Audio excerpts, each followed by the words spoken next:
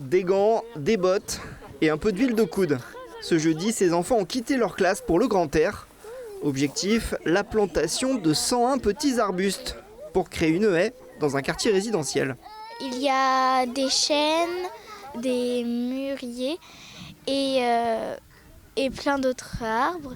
On creuse des trous, on met la tige dedans, on rebouche, on met un filet et ensuite on met des petites baguettes pour que ça pousse droit.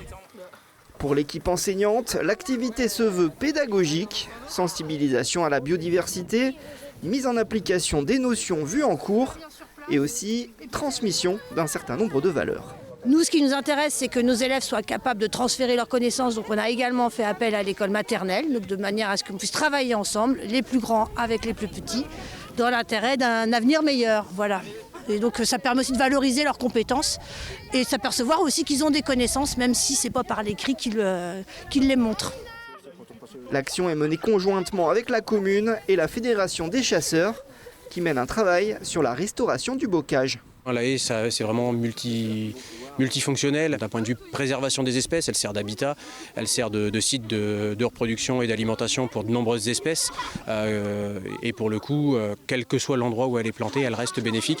Elle a d'importants rôles contre l'érosion et le ruissellement des sols. Elle permet l'infiltration de l'eau.